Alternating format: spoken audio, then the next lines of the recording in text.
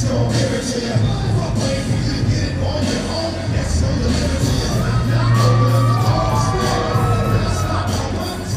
it is October and you are at the RiverCenter in Davenport, Iowa, it must be time for Caged Aggression. And this time, it is Caged Aggression 23, the rematches. My name is Jeremy J.D. Dorsey. Tonight, I am joined in commentary with Zach Mickelwright and the henchman Jordan Hinman. And we're about to watch some amazing fights on this card put together by Mike Goodwin and Caged Aggression. Yeah, JD, I'm really excited for the fights tonight. You know, we got a great stellar card coming up, and we have some rematches that are going to be some slugfest and grudge matches. I'm looking forward to seeing what everybody's bringing to the table tonight, and I'm just excited to be a part of all of this. What do you think about the card, Zach? Yeah, I mean, it's October. You know, it's always every October we get a great show. It's been a couple months since we've been here, and I'm ready to get back at it, man. I'm super excited. We've got a lot of good fights on this card. Yeah, we got a couple gritty guys coming up here in the first fight. You know, Paul Burgin, he definitely knows how to get in there and mix it up. We seen him here not too long ago against Levi Kilroy, and the guy's tough, man. He can go in there and he can mix it up with the best of them, and he's going to look to put on a show tonight here against we got Mike Phillips. Yeah, Mike Phillips out of Central Illinois Combat Club. So so like you said, making his way to the Caged Aggression octagon to kick things off is Paul Burgin, 5'10", fighting out of PHF Karate in Mason City, Iowa. Awkward silence. And now making his way to the Caged Aggression octagon is the previously mentioned Mikey Phillips, 5'8", fighting out of Peoria Heights, Illinois, and Central Illinois Combat Club. Man, we got Bob Long bringing in guys left and right. The guys stay grinding over there in Central Illinois. They bounce around. They open their gym for everyone. They love competition. They love to train. Love these guys over at Central Illinois Combat Club. You know, it's crazy. I was just about to say the same thing about Bob Long, man. You got to love it when a fighter walks out and he's got Carrot Top in his corner, man. You always know you're ready to see something crazy happen. Yeah, I'm telling you what, Bob Long is such a good guy. He would corner anybody that needed a hand. He is literally one of those people that was born to help, and it's a pleasure to always have him and all of his guys come through on Caged Aggression shows and make their presence felt, you know, and the love is definitely there for those guys. Having the chance to talk to Mikey before the show, he made sure to mention that his camp actually went really smooth. Is that, should you have some reservations about a camp that goes smooth? I mean, I hear a lot of fighters say like, hey, I had the best camp of my life. How should that feel once you come to the octagon? You know, when it comes to talking about how smooth your camp went and everything, you know, you never know what you're going to get from these guys. They could be lying, you know. It's a vague statement, but I mean, not to take it away, maybe he did have a smooth camp. Maybe there was no injuries. Maybe, you know, he put it on every one of his training partners. Maybe they were all solid guys, and maybe he did have a smooth camp. But a smooth camp could also mean the exact opposite. They're afraid to say, it didn't go so good. You know, they don't know how it went really. So, Exactly. But excited to see him perform tonight. Ladies and gentlemen, our first bout of the evening is scheduled for three 3-minute rounds in the Caged Aggression Amateur Featherweight Division. Introducing first, fighting out of the red corner, he stands 5 feet 10 inches tall and weighed in at 144 pounds. He trains with PHF Karate and is sponsored by D&M Trucking and Old Man. Joining us from Mason City, Iowa, Paul Burgin! And his opponent, fighting out of the blue corner. He stands 5 feet 8 inches tall and weighed in at 146 pounds. He trains with the Central Illinois Combat Club and is sponsored by Titan Fitness and the Throttle Bar and Grill. Joining us from Peoria Heights, Illinois, Mikey Phillips! Paul Burgin in the red corner, Mikey Phillips in the blue corner. Your referee for tonight's action is Eric Carr. Jeremy J.D. Dorsey here on commentary along with Zach Mickelwright and the henchman Jordan Hinman. Let's watch some fights.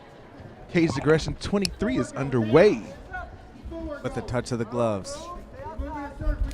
Yeah, I don't know a whole lot about either guys, but I do know Paul has on some sweet RDX shorts, and I recommend anybody that buys gear to go ahead and check out that stuff. Yeah, Burgin looks like he's coming out pretty sharp right now. Yeah, they're trading already. Burgin's doing a good job countering that kick. Phillips has thrown it a couple times, and he throws that right hand straight down the pipe. Nice kick there by Phillips. Good body kick. Ooh, a couple good punches right there by Phillips. Straight hand, yeah, landed by Burgin on the way in. I love fights like this. It looks like guys are, not afraid to trade a little bit. Sometimes we get guys who come out, especially at the beginning of a card, and they're kind of hesitant, but these guys are not hesitant at all. I seen Paul's leg get turned to mincemeat, so I know he's not afraid to get in there, exchange.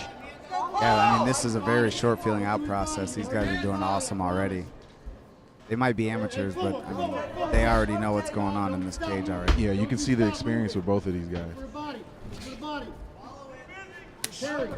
I would just like to see maybe these guys put more than one punch, one kick together.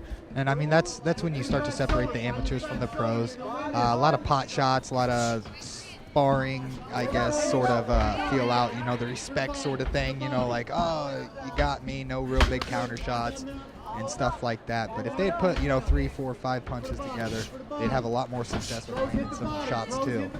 Yeah, that 4th and 5th punch is usually the one that can drop somebody. They don't see it coming. And those good are head kick there. And those are usually the ones that land too. Ooh, good right hand by Burgin there. Coming up with 1 minute left in this matchup between. Oh, and a nice big takedown by Timothy Phillips, man. Great level change, and he really exploded when Burgin came in and was looking to strike. Now he's in a half guard position looking to pass, hopefully. He's got it wide open. Burgin's got no sort of lockdown, no sort of control on Phillips' right leg. He could easily step over. Yeah, he's going for a little Kimura sweep or something like that. And there he goes. He's getting his guard back here. Recapture with a butterfly.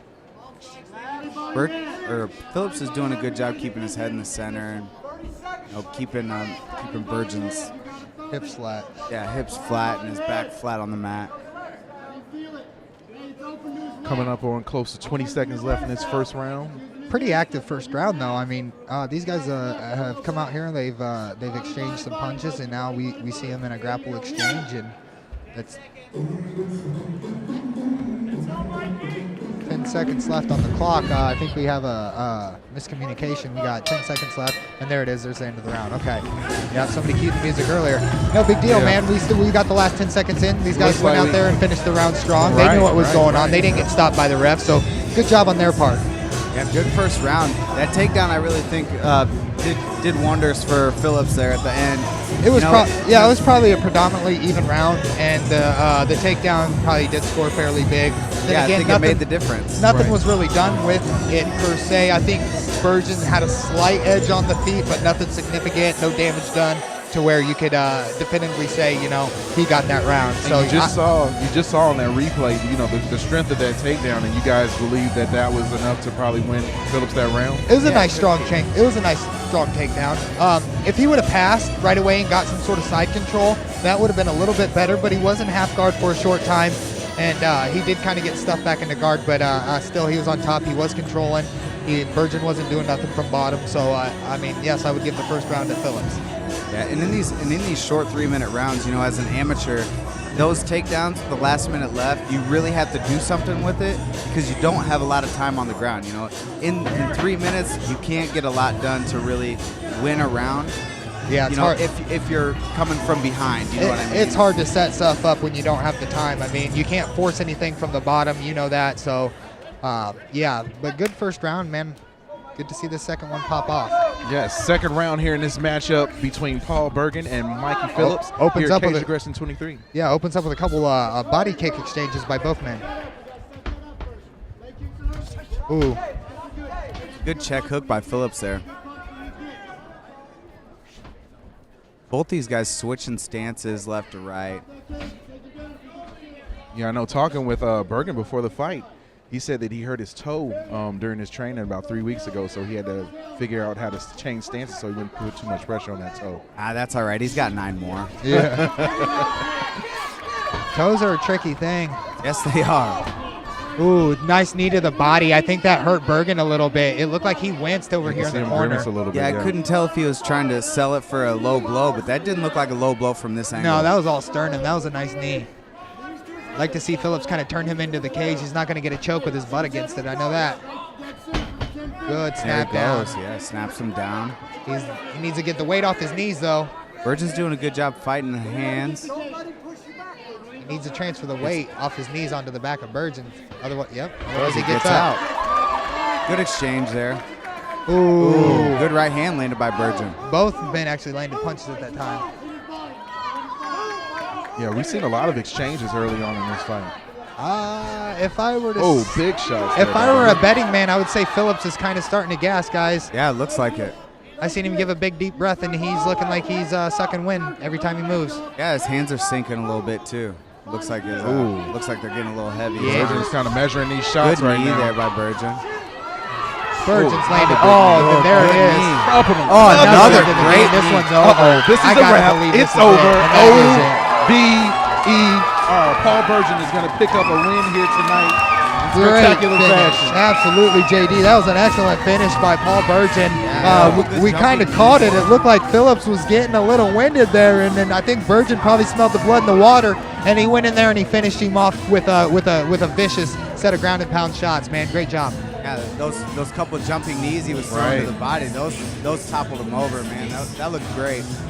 Yeah, and I mean, I don't really know how you recover from, pretty much 3 straight knees to the sternum that landed flushly like that. You can't train your esophagus and sternum and everything to take abuse like that, man. You get the wind knocked out of you. You take a nice liver shot. Your mind is still there, but your body is not. Absolutely. I really, when at the end of my career, I focused on body shots quite a bit because, you can get hit in the body and it takes a lot longer to recover from a body shot than it does a good punch to the face. Yeah, and with every punch, every blow, your conditioning goes downhill just a little bit more. Yeah, your lungs shrink big time. Yep. Yeah, Just Phil? disrupts the breathing and everything. I mean, it's really uncomfortable. It doesn't look like much, but it is super uncomfortable. Especially when you got a guy that you got to fight still,